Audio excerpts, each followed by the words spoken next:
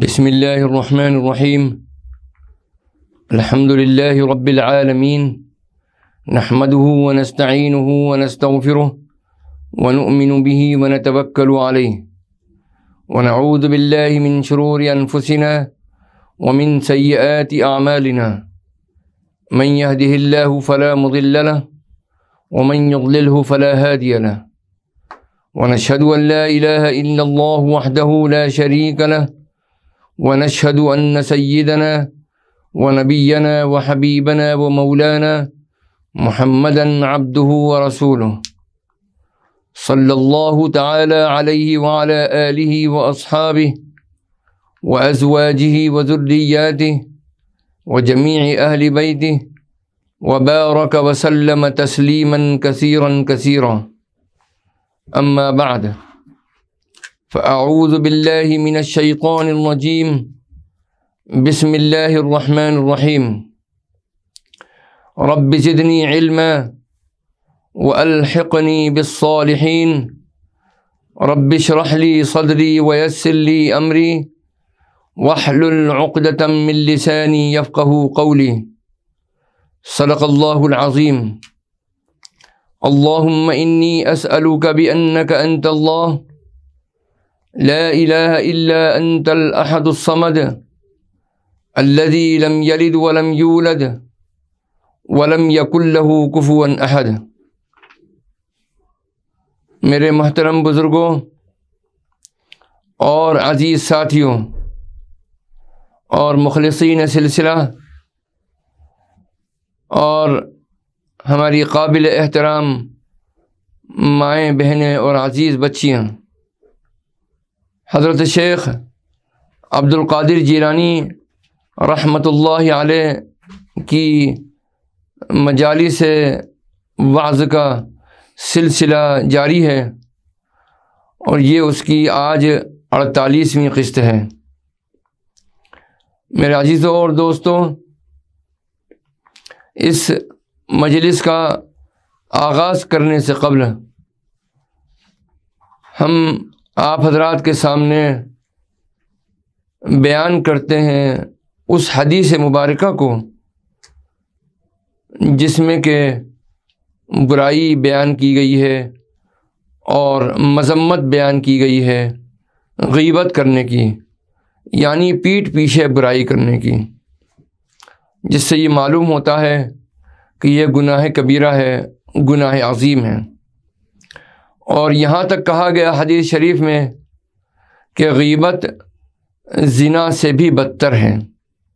اس سلسلے میں حضرت ابو سعید اور جابر رضی اللہ تعالی عنہما سے روایت ہے، عن ابی سعید و جابر رضی اللہ تعالی عنہما قال قال رسول اللہ صلی اللہ علیہ وسلم الغیبۃ اشد من الزنا فقالوا یا رسول اللہ وکیف الغیبۃ اشد من الزنا قال ان الرجل لیزنی فیتوب اللہ علیہ وفی روایت فیتوب فیغفر اللہ له وان صاحب الغیبہ لا یغفر له حتی یغفرها له صاحبہ۔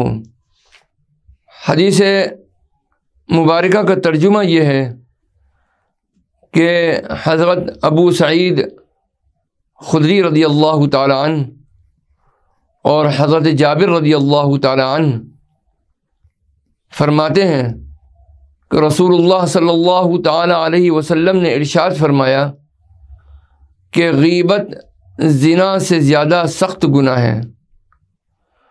تو صحابہ کرام رضوان اللہ علیہم اجمعین نے کہا کہ یا رسول اللہ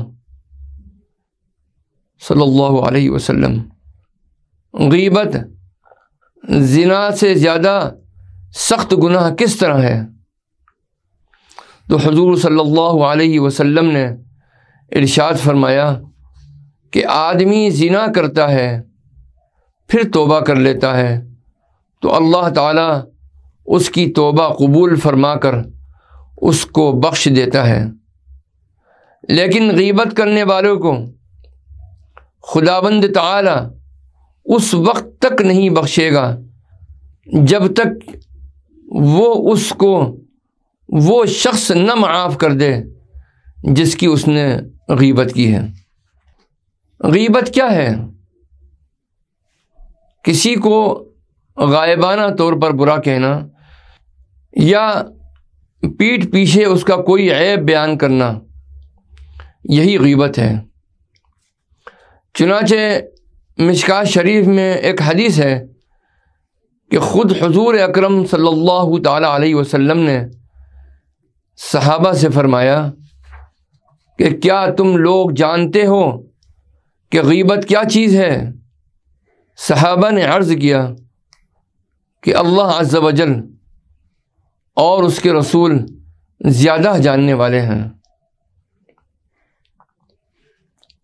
حضور نبی کریم صلی اللہ تعالی علیہ وسلم نے فرمایا، تمہارا اپنے دینی بھائی کی ان باتوں کو بیان کرنا جن کو وہ ناپسند سمجھتا ہے، یہی غیبت ہے۔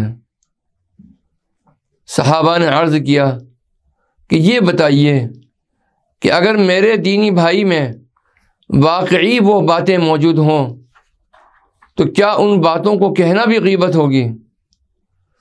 تو حضور نبی کریم صلی اللہ تعالی علیہ وسلم نے ارشاد فرمایا کہ اگر اس کے اندر وہ باتیں موجود ہوں گی جبھی تو تم اس کی غیبت کرنے والے کہلاؤ گے، اور اگر اس میں وہ باتیں نہ ہوں جب تو تم اس پر بہتان لگانے والے ہو جاؤ گے، جو کہ ایک دوسرا کبیرہ گناہ ہے۔ اور اگر کسی شخص کا کوئی عیب اس کو ذلیل کرنے کی نیت سے اس کے منہ پر کہہ دیا جائے تو یہ ایذا رسانی کہلائے گی، یعنی تکلیف دینا، اور غیبت و بہتان کی طرح یہ ایذا رسانی بھی گناہ کبیرہ ہے۔ ہاں اگر اصلاح کی نیت سے کسی کا کوئی عیب اس کے سامنے نصیحت کرتے ہوئے بیان کیا جائے تو یہ نہ غیبت ہے، نہ بہتان، نہ ایذا رسانی، بلکہ یہ امر بالمعروف اور نہی عن المنکر، یعنی نیکیوں کا حکم دینا اور برائیوں سے روکنا ہے، اور بہت ہی بڑے ثواب کا کام ہے۔ واللہ تعالی اعلم۔ اب کن کن لوگوں کی غیبت جائز ہے، اس کے بارے میں حضرت علامہ ابو زکریا محی الدین ابن شرف نووی رحمۃ اللہ علیہ، جنہوں نے 676 ہجری میں وفات پائی، انہوں نے مسلم شریف کی شرح میں تحریر فرمایا ہے کہ شرعی اغراض و مقاصد کے لیے کسی کی غیبت کرنا جائز اور مباح ہے، اور اس کی 6 صورتیں ہیں۔ اول یہ کہ مظلوم کا حاکم کے سامنے کسی ظالم کے ظالمانہ عیوب کو بیان کرنا تاکہ اس کی داد رسی ہو سکے۔ دوسرے یہ کہ کسی شخص کو برائی سے روکنے کے لیے کسی صاحب اقتدار کے سامنے اس کی برائیوں کا ذکر کرنا تاکہ وہ صاحب اقتدار اپنے رعب سے اس کو برائیوں سے روک دیں۔ سوم یہ کہ مفتی کے سامنے فتویٰ طلب کرنے کے لیے کسی کے عیب کو پیش کرنا۔ چہارم یہ کہ مسلمانوں کو شر و فساد اور نقصان سے بچانے کے لیے کسی کے عیوب کو بیان کر دینا، مثلاً جھوٹے راویوں جھوٹے گواہوں، بد مذہب مصنفوں اور واعظوں کے جھوٹ اور بد مذہبی کو لوگوں سے بیان کر دینا تاکہ لوگ گمراہی کے نقصان سے محفوظ رہیں، یا شادی کے بیان کے بارے میں مشورہ کرنے والے سے فریق ثانی کے عیوب کو بتا دینا، یا خریدار کو نقصان سے بچانے کے لیے سامان یا سودا بیچنے والے کے عیوب سے باخبر کر دینا۔ پنجم یہ ہے کہ جو شخص علی الاعلان فسق و فجور اور بدعات و معصیات کا مرتکب ہو، اس کے عیوب کو بیان کرنا۔ اور ششم یہ کہ کسی شخص کی شناخت اور پہچان کرانے کے لیے اس کے کسی مشہور عیب کو اس کے نام کے ساتھ ذکر کر دینا، جیسے محدثین کا طریقہ ہے کہ ایک ہی نام کے چند راویوں میں امتیاز اور ان کی شناخت کے لیے اعرج یعنی لنگڑا، اعمی یعنی اندھا، طویل یعنی لمبا وغیرہ عیوب کو ان کے ناموں کے ساتھ ذکر کر دیتے ہیں، جس کا مقصد ہرگز نہ توہین و تنقیص ہے، نہ ایذا رسانی ہے، بلکہ صرف راویوں کی شناخت اور ان کے تعارف کے لیے ایسا کیا جاتا ہے۔ اب میرے عزیزوں اور دوستوں، ہم آغاز کرتے ہیں حضرت شیخ عبد القادر جیلانی رحمۃ اللہ علیہ کی 49ویں مجلس کا، جو کہ منعقد ہوئی 21 شعبان المعظم 545 ہجری بروز جمعہ بمقام مدرسہ قادریہ۔ آپ ارشاد فرماتے ہیں کہ اے لوگوں، جو ہوس تمہارے اندر ہے اور جو ہوس تمہارے اوپر مسلط ہے اسے چھوڑ دو، اور اولیاء اللہ کی ان کے افعال و اقوال میں ان کی تابع داری کرو، جن مقامات پر وہ پہنچے ہوئے ہیں جھوٹے دعوے کر کے وہاں پہنچنے کی تمنا نہ کرو۔ جیسے انہوں نے بلا پر صبر کیا، تو بھی صبر کر۔ اگر مصیبتیں اور آفتیں نہ ہوتیں تو سبھی لوگ عابد و زاہد بن جاتے ہیں، لیکن ان پر جب مصیبت آتی ہے تو اس پر صبر نہیں کرتے ہیں۔ بلائیں دروازہ الہی اور ان کے درمیان حجاب ہو جاتی ہیں اور وہ محروم رہتے ہیں۔ جو بندہ اللہ تعالیٰ کے لیے صبر نہ کرے اس کے لیے عطا نہیں ہے۔ جب رضا و صبر نہ ہوں گے تو یہ اس کی عبودیت سے تیرے نکل جانے کا سبب بن جائے گا۔ اللہ تعالیٰ ارشاد فرماتا ہے، حدیث قدسی ہے، من لم یرض بقضائی ولم یصبر علی بلائی فلیتخذ الہا سوائی، او کما قال علیہ الصلاۃ والسلام۔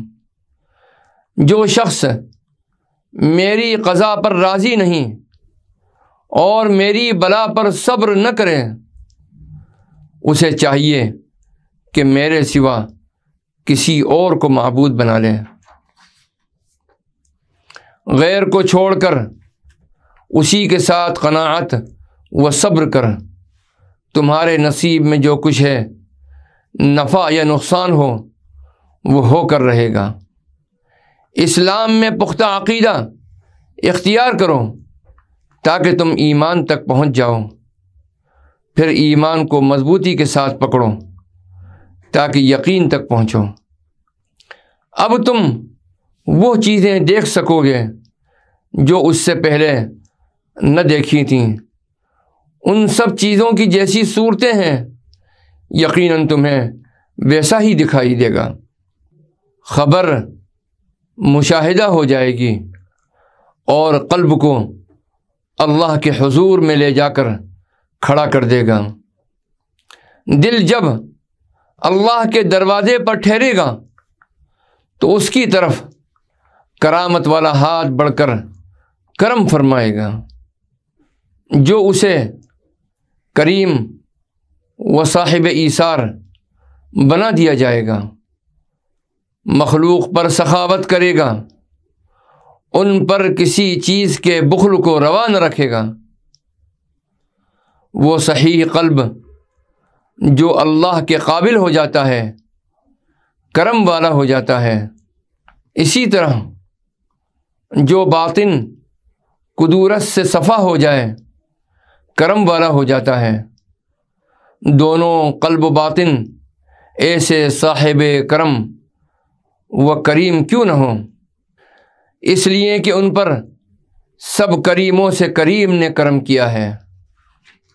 اے لوگوں، تم کرم و ایثار، سخاوت و عطا میں اللہ تعالیٰ کی اطاعت کرو، معصیت میں نہیں۔ جو نعمت گناہ میں صرف ہو وہ زوال کا باعث ہے۔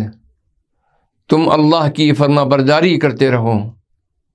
اللہ کا قرب حاصل کرنا ہے تو حلال کمائی میں لگے رہو۔ تمہارے سب غم فکر اسی کے سبب جمع ہو جائیں، نہ کہ اس کے غیر کی معیت میں۔ اب تمہارا رزق اللہ سبحانہ و تعالیٰ کے فضل و کرم کے طباق سے ہوگا، ایسی جگہ سے کہ نہ تمہیں اس کا علم ہوگا اور نہ کبھی خیال گزرا ہوگا۔ خلقت کے لیے اللہ سے صرف نفس کا حجاب ہے۔ جب نفس درمیان سے ہٹ گیا تو حجاب بھی نہ رہا۔ حضرت بایزید بسطامی رحمۃ اللہ علیہ ارشاد فرماتے ہیں کہ میں نے خواب میں اپنے رب کو دیکھا۔ میں نے عرض کیا کہ الہی، تیرے حضور میں پہنچنے کا راستہ کیسے ملے؟ فرمایا، دع نفسک وتعال، نفس کو چھوڑ کر چلے آؤ۔ تو میں نفس سے اس طرح نکلا جیسے سانپ اپنی کینچری سے نکلتا ہے، کیونکہ اللہ کی نظر نفس پر ہے، غیر پر نہیں۔ اس لیے حضرت بایزید بسطامی رحمۃ اللہ علیہ کو نفس کے ترک کرنے کا امر فرمایا۔ دنیا اور ما سوی اللہ سب کچھ نفس کے تابع ہے۔ دنیا نفس کے لیے ہے اور اسی کی محبوبہ ہے، اور آخرت بھی اسی کی ہے، کیونکہ ارشاد باری تعالی ہے، وَفِيهَا مَا تَشْتَهِيهِ الْأَنفُسُ وَتَلَذُّ الْأَعْيُنُ، جنت میں ہر وہ شے موجود ہوگی جس کی نفس خواہش کرتے ہیں اور آنکھیں لذت پاتی ہیں۔ میرے عزیزوں اور دوستوں، حجاب در حجاب کا معاملہ ہے۔ حضرت شیخ عبد القادر جیلانی رحمۃ اللہ علیہ نے کچھ توقف کے بعد کلام فرمایا اور فرمایا کہ اولیاء اللہ دن بھر مخلوق اور عیال کی مصلحتوں میں ہیں اور رات کو اپنے رب کی خدمت میں اور اس کے ساتھ خلوت میں۔ اسی طرح بادشاہ دن بھر غلاموں اور خداموں کے ساتھ لوگوں کی حاجت روائی میں رہتے ہیں، جب رات آتی ہے تو اپنے وزیروں اور خاص لوگوں کی محفل لگاتے ہیں۔ اللہ تم پر رحم کرے۔ جو کچھ میں کہتا ہوں اسے دل کے کانوں سے سنو، اسے یاد کر کے اس پر عمل کرو۔ میں جو کچھ بھی کہتا ہوں حق ہی کہتا ہوں اور حق کی طرف سے کہتا ہوں۔ مجھے اللہ کے راستے کی کیفیت معلوم ہے تاکہ تم اس پر چل سکو۔ میں صرف اس بات پر اکتفا کرنے والا نہیں ہوں کہ میری بات سن کر احسنت تم نے اچھا بیان کیا کہہ دو، بلکہ اپنے دلوں کی زبان سے احسنت کہو اور میرے کہے پر عمل کرو۔ اپنے اعمال میں اخلاص پیدا کرو، یہاں تک کہ جب میں تمہاری یہ حالت دیکھوں تو کہوں احسنتم، تم نے اچھا کیا۔ تو کب تک نفس اور دنیا اور آخرت اور مخلوق اور ما سوی اللہ سب کے ساتھ رہے گا؟ مخلوق تیرے نفس کا حجاب ہے، نفس تیرے دل کا حجاب ہے، دل تیرے باطن کا حجاب ہے۔ جب تک مخلوق کے ساتھ ہے اپنے نفس کو نہ دیکھ سکے گا۔ اگر مخلوق کو چھوڑ دے تو اپنے نفس کو دیکھنے لگے گا۔ وہ تجھے تیرے رب کا اور تیرا دشمن لگے گا اور تو ہمیشہ نفس سے لڑتا رہے گا، یہاں تک کہ نفس پروردگار کے ساتھ قرار پکڑ لے گا اور اس کے وعدے پر مطمئن ہو جائے گا، اس کے عذاب سے ڈرے، اس کے امر کی تعمیل کرے، اس کی نہی سے منع رہے اور تقدیر الہی سے موافقت کرنے لگے۔ اس وقت تیرے قلب اور باطن کے حجاب دور ہوں گے، وہ دیکھیں گے جو پہلے نہ دیکھا تھا۔ دونوں قلب و باطن اللہ کو پہچان لیں گے، اسی کو محبوب رکھیں گے، اس کے غیر کے ساتھ نہ ٹھہریں گے۔ عارف باللہ کسی کے ساتھ نہیں ٹھہرتا، وہ تو ہر شے کے خالق کے ساتھ ہی ٹھہرتا ہے۔ اسے نیند آتی ہے نہ اونگ، نہ کوئی چیز اسے اللہ سے روک سکتی ہے، اور محبوب کے لیے تو کوئی وجود ہی نہیں۔ وہ تقدیر و علم الہی کی وادی میں گھومتا رہتا ہے، بحر علم کی موجیں اسے اوپر نیچے کرتی رہتی ہیں، کبھی عالم بالا کی طرف بلند کرتی ہیں، کبھی سطح زمین پر اتارتی ہیں، حالانکہ وہ غائب اور حیران ہے، بے سمجھ گونگا بہرا رہتا ہے، نہ غیر اللہ کی سنتا ہے نہ غیر اللہ پر نظر ڈالتا ہے۔ وہ اللہ کے حضور بے جان ہے۔ اللہ جب چاہتا ہے اسے حیات بخشتا ہے اور جب چاہتا ہے اسے وجود عطا کرتا ہے۔ اولیاء اللہ ہمیشہ قرب کے خیموں میں رہتے ہیں، جب حکم کی نوبت آئے تو حکم کے صحن میں ہو جاتے ہیں، اگر نکلنے کی نوبت آئے تو دروازے پر آ جاتے ہیں، خلقت کے حالات معلوم کرتے ہیں، خلقت اور خالق کے درمیان وسیلہ بن جاتے ہیں۔ یہ ان کے ظاہری حالات ہیں، بعض احوال پوشیدہ رکھنے ہوتے ہیں۔ اے لوگوں، یہ کیا بات ہے تم سراپا ہوس بنے ہوئے ہو، اپنا وقت بے فائدہ ضائع کرتے ہو، دنیا و آخرت کی بھلائی چاہتے ہو تو اللہ کے ساتھ صبر کرو۔ اگر اسلام کی حقیقت چاہتے ہو تو سر تسلیم جھکا دو اس کی رضا پر راضی ہو جاؤ۔ اگر قرب الہی چاہتے ہو تو اپنے آپ کو اس کے فعل اور تقدیر میں بلا چون و چرا پیش کر دو۔ اس طرح سے تمہیں اللہ کا قرب حاصل ہوگا۔ کسی چیز کو نہ چاہو کیونکہ تمہارا چاہنا صحیح نہیں ہے۔ ارشاد باری ہے وَمَا تَشَاءُونَ إِلَّا أَن يَشَاءَ اللَّهُ، تم نہیں چاہتے مگر اللہ چاہتا ہے۔ جب تیرا چاہنا پورا نہ ہو تو نہ چاہو، اللہ کے کاموں میں جھگڑا نہ کرو۔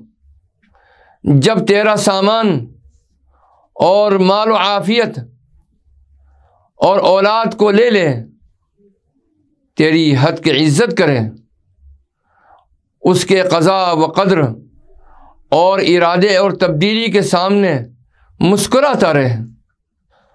اگر قرب الہی اور صفائی کی طلب ہے تو اس حال پر قائم ہو جاؤ۔ اگر دنیا میں اپنا دل اس تک پہنچانا چاہتے ہو تو اپنا غم چھپاؤ، بظاہر خوش رہو۔ لوگوں سے ہنستے مسکراتے اچھے اخلاص سے ملو جلو، کیونکہ مخلوق کے خالق کا خلق بہت اچھا ہے۔ رسول اکرم صلی اللہ تعالی علیہ وسلم نے ارشاد فرمایا بشر المؤمن فی وجہہ وحزنہ فی قلبہ، مومن کا چہرہ مسکراتا ہوا ہوتا ہے جبکہ دل غم سے معمور ہے۔ کسی سے شکایت نہ کرو، کیونکہ اگر اللہ کی شکایت کرو گے تو اس کی نظر سے گر جاؤ گے۔ اس کے باوجود تمہاری شکایت بدستور رہے گی، دور نہ ہوگی۔ اپنے اعمال میں سے کسی عمل پر غرور نہ کرو، کیونکہ خود پسندی عمل کو فاسد اور خود پسند کو برباد کر دیتی ہے۔ جس کی توفیق الہی پر نظر ہوتی ہے اس کا اپنے کسی عمل پر اترانا جاتا رہتا ہے۔ تو اپنا تمام مقصود اسی کو بنا، اسی حالت میں یقیناً وہ اپنی رحمت تیری طرف متوجہ کر دے گا اور اپنے تک پہنچنے کے لیے تیرے لیے اسباب مہیا کر دے گا۔ اور جب تو اپنے اقوال و افعال میں جھوٹا ہوگا تو اللہ کو اپنا مقصود کل بنانے کی قدرت کہاں رکھے گا؟ خلقت سے تعریف کا طالب ان کی برائی سے خوف زدہ طالب الہی نہیں بن سکتا۔ اللہ کا راستہ اول تا آخرت سچائی ہی سچائی ہے۔ اولیاء اللہ کے لیے تو بلا کذب و بلا ظہور کے سراپا سچائی ہے۔ ان کے اکثر اعمال ان کے اقوال سے بڑھ کر ہوتے ہیں۔ مخلوق میں وہ اللہ کے نائب اور خلیفہ ہوتے ہیں اور اللہ کی زمین میں سردار اور کوتوال اور حفاظت کرنے والے ہوتے ہیں۔ وہ اس کے منفرد و منتخب بندے ہوتے ہیں۔ اے منافق، تیرا ان سے کیا جوڑ اور نسبت؟ ان کی تجھ میں کیا نشانی ہے؟ تو ان میں نفاق سے داخل نہ ہو، ان کی سب سے دور ہی رہ۔ یہ مقام ولایت محض ظاہری سجاوٹ اور صرف آرزو وقیل و قال سے حاصل نہیں ہو سکتی۔ خود کو اس کا اہل ثابت کر۔ اللہم اجعلنا من الصادقین وآتنا فی الدنیا حسنہ وفی الآخرۃ حسنہ وقنا عذاب النار۔ اے اللہ، ہمیں اپنے سچے بندوں میں سے کر دے اور ہم کو دنیا کی بھلائی عطا فرما اور آخرت کی بھلائی عطا فرما، اور ہمیں دوزخ کے عذاب سے بچائے رکھنا۔ آمین یا رب العالمین۔ والصلاة والسلام علی النبی الکریم، والسلام علیکم ورحمۃ اللہ وبرکاتہ۔ بسم اللہ الرحمن الرحیم۔ اللہم صلی علی سیدنا و مولانا محمد وعلی آل سیدنا و مولانا محمد وبارک وسلم۔ اللہم انت السلام ومنک السلام تبارکت یا ذا الجلال والاکرام۔ ربنا ظلمنا انفسنا وإن لم تغفر لنا وترحمنا لنكونن من الخاسرين۔